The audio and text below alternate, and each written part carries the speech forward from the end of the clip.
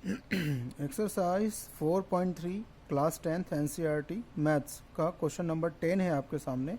N express train take 1 hour less than a passenger train to travel 132 kilometre between Mysore and Bangalore. एक express train है जो 1 घंटा कम समय लेती है पैसेंजर ट्रेन से, जो कि मैसूर और बेंगलोर के बीच की दूरी कितनी है, 132 kilometre. If the average speed of express train is 11 km per hour more than that of the passenger train, यदि औसत स्पीड एक्सप्रेस ट्रेन की औसत स्पीड पैसेंजर ट्रेन से 11 किलोमीटर पर आवर अधिक है तो find the average speed of the two trains. तो दोनों ट्रेन की एवरेज स्पीड हमें फाइंड आउट करना है।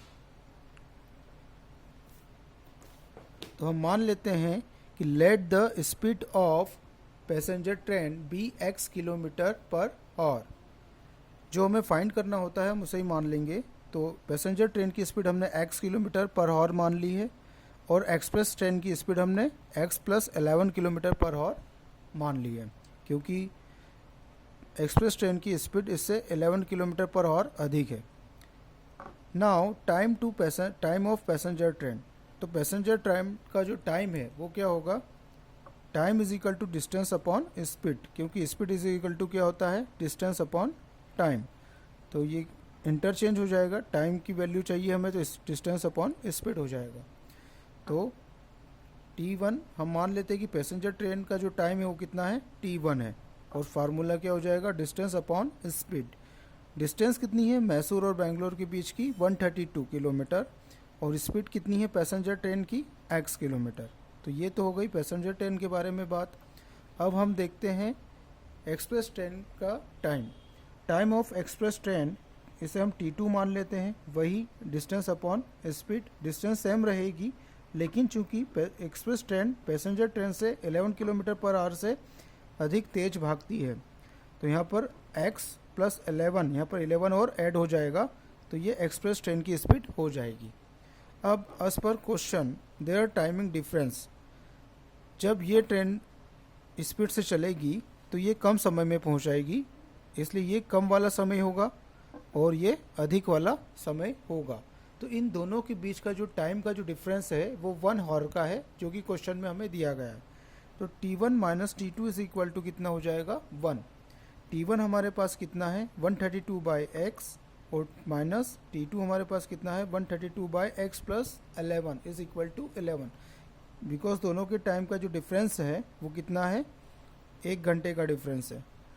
अब हम इसे सॉल्व कर लेंगे, इसका क्रॉस मल्टीप्लाई करेंगे हम 132 में x + 11 का, और इस x का इधर 132 में मल्टीप्लाई होगा, और डेनोमिनेटर का डेनोमिनेटर में भी मल्टीप्लाई हो जाएगा। तो ये हमने लिखा है, इसका इधर मल्टीप्लाई हो गया, फिर ये वाला माइनस इसका इधर मल्टीप्लाई हो गया, और इन दोनों का आपस में, फिर इसे हम यहाँ पर मल्टीप्लाई 1 में भी कर देंगे, क्रॉस मल्टीप्लाई।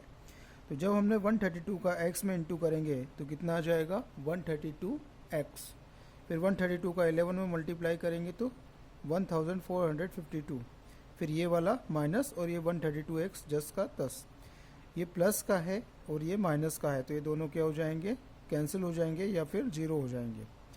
यहाँ पर क्या बचेगा, प्लस का 1452, इसका हम क्रॉस मल्टीप्लाई कर देंगे 1 में। तो 1 में किसी भी संख्या का इंटू करते हैं तो हमें वही संख्या प्राप्त हो जाती है। अब हम पीछे बताते हैं।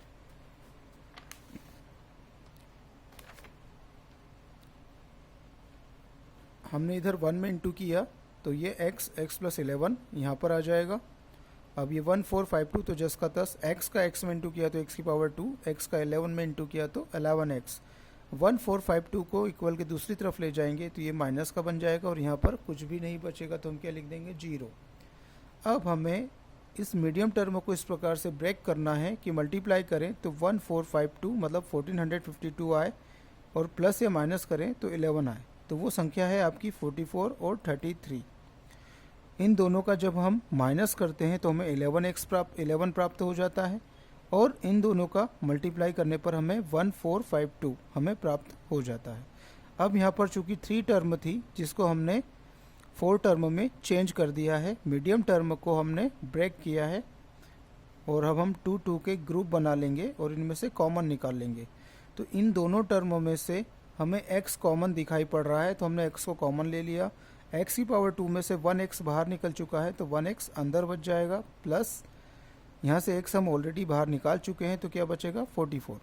फिर ये माइनस दोनों में है, तो माइनस यहाँ से क्या हो जाएगा कॉमन।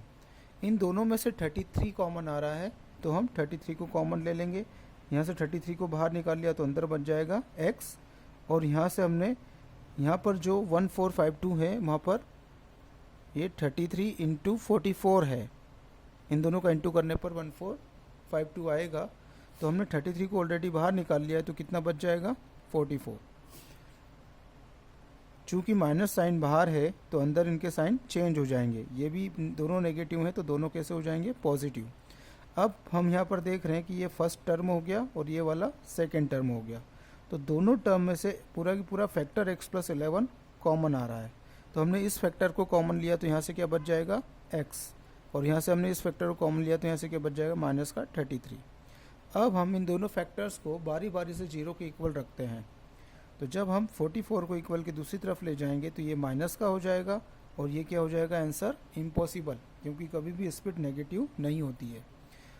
अब हम इसे इक्वल 0 के इक्वल रखते हैं, तो ये उधर जा कर के प्लस का 33 हो जाएगा, तो ये वाली स्पीड हमारी सही होगी।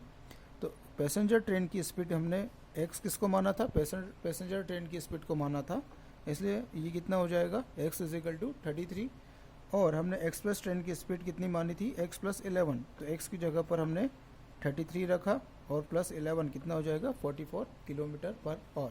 तो इस प्रकार से पैसेंजर ट्रेन की स्पीड हमें 33 मिलती है और एक्सप्रेस ट्रेन की स्पीड 44 मिल रही है। धन्यवाद। ये क्वेश्चन हमारा कंप्लीट होता है।